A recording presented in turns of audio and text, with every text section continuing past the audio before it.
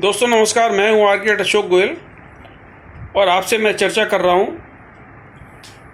तरह तरह की डेवलपमेंट अथॉरिटीज़ आर्किटेक्ट्स को बिल्डिंग प्लान सबमिट करने के लिए अलाउ करती हैं, म्यूनसिपल कमेटीज़, डेवलपमेंट अथॉरिटीज़।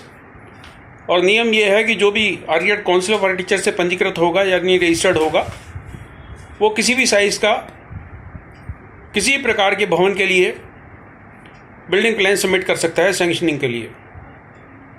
इसी तरीके से डेवलपमेंट अथॉरिटीज़ और म्यूनसिपल कमेटीज़ इंजीनियर्स को और सर्वेयर्स को और ड्राफ्ट्समैन को और सिविल इंजीनियर्स को, डिप्लोमा होल्डर्स को भी अलाउ करती हैं बिल्डिंग प्लान सबमिट करने के लिए।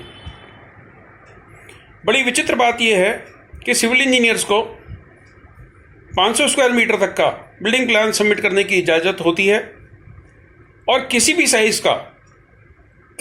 साइज़ का बिल्डिंग प्लान के लिए स्ट्रक्चरल स्टेबिलिटी सर्टिफिकेट देने की उसको इजाज़त होती है। लेकिन किसी भी आर्किटेक्ट को 500 स्क्वायर मीटर तो छोड़िए, 250 square metre, 200 square metre, 100 square metre तक के बिल्डिंग्स के लिए भी स्ट्रक्चरल स्टेबिलिटी सर्टिफिकेट देने की इजाज़त नहीं होती।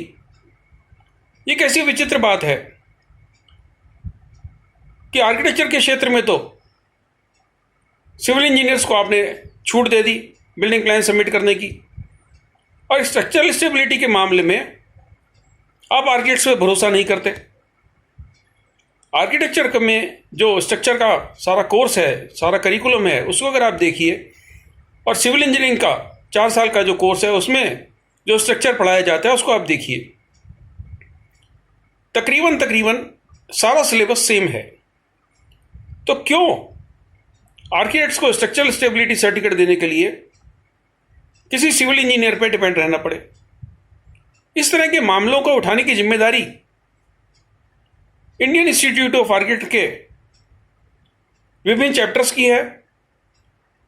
और मैं नहीं समझ पाता कि आपके इलाके में, मान लीजिए हरियाणा है, पंजाब है, उत्तर प्रदेश है, हिमाचल है, जगह जगह डेवलपमेंट अथॉरिटीज़ सिविल इंजीनियर्स को बिल्डिंग प्लान सबमिट करने के लिए 500 स्क्वायर मीटर के लिए इजाज़त देती हैं और आर्किटेक्ट्स को किसी भी प्रकार का स्ट्रक्चरल स्टेबिलिटी सर्टिफिकेट सबमिट करने की इजाज़त नहीं देती।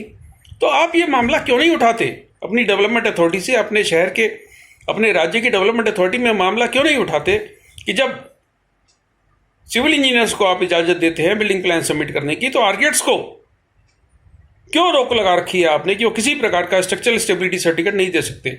यानी आर्किटेक्ट की 5 साल की डिग्री पे आपको भरोसा नहीं है और सिविल इंजीनियर की 4 साल की डिग्री पे भरोसा है। दोस्तों, मेरी राय यह है कि सारे आर्किटेक्ट संगठन को इस मामले को गंभीरता से लेना होगा।